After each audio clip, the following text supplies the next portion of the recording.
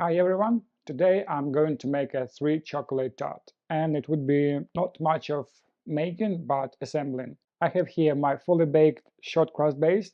I've used carbon black cocoa powder for the tart shell, so it's nice and really dark color, which I like. Because I have in my freezer some instant that I've made before, so I'm going to use Flourless dark chocolate sponge that I've used for my Sachertorte, and I'm going to use milk chocolate Navilaka insert that I've also made before. So simple idea for this tart. I just want to have a 3 chocolate in a 3 textures with a multiple layers. Now I'm going to make a flourless dark chocolate sponge. I just need 4 ingredients: butter, dark chocolate. I use 72%. You can go as low as 55, but it would be a bit more sweeter. I have my sugar and eggs, and the method is very easy. You just need to melt your butter, then you need to incorporate chocolate so it's melt as well, add sugar, and then mix in the eggs. I prefer to use just the pot, so that's why I will put the butter first, fully melt it, then leave it on a minimum heat and add my chocolate and constantly mixing until it's fully melt. Then I add my sugar and eggs. You can use microwave or you can use a water bath, what is more convenient for you. I prefer to have it less mess, so it would be everything just in one pot.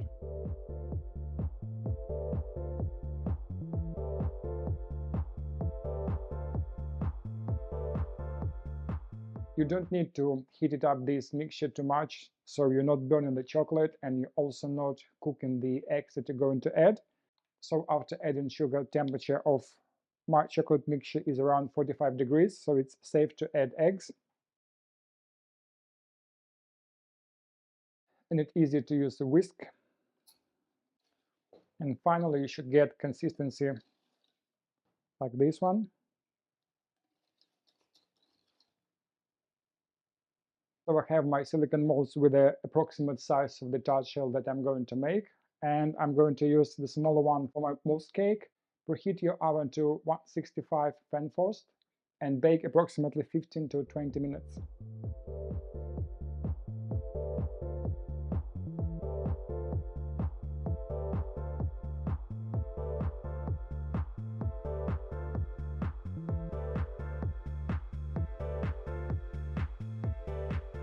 So as soon as you don't have any wobbling in the middle, the sponges are baked.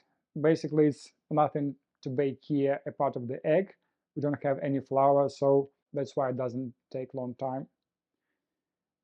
For now, I'm going to cool it down and then I put it in the freezer because they are going to be a bit more fragile than the one that usually have flour. So I'm going to fully freeze it before I'm going to assemble it.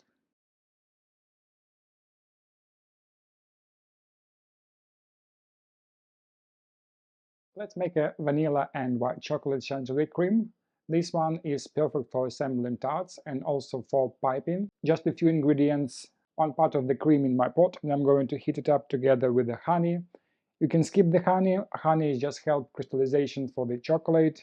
You can also replace it with the invert sugar if you have an allergy for the honey. I'm going to split vanilla bean and put it in a cream and simmer together so I get all of the flavors and vanilla seeds from the vanilla bean. After 10 minutes of infusion for the vanilla bean, I'm going to remove the bean and heat it up cream again approximately to 70 degrees and pour on top of my chopped white chocolate.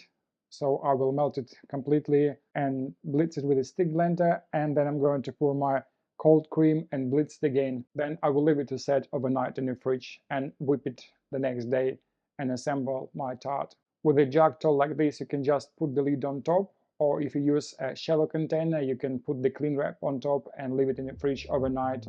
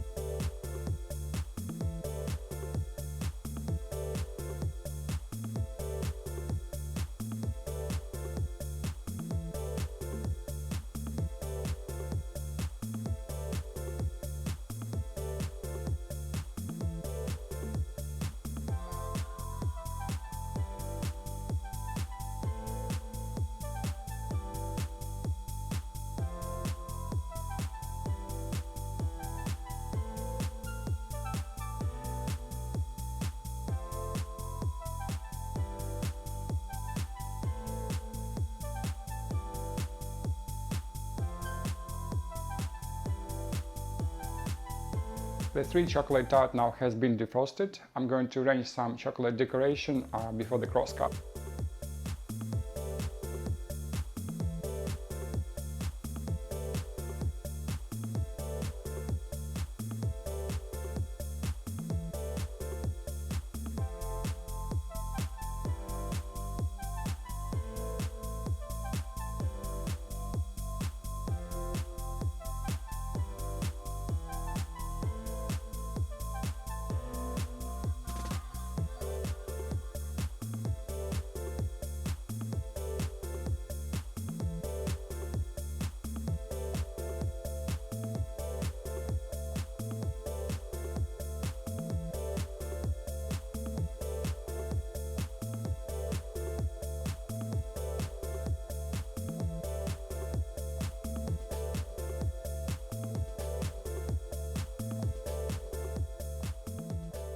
And here is the crosscut of Three Chocolate Tart.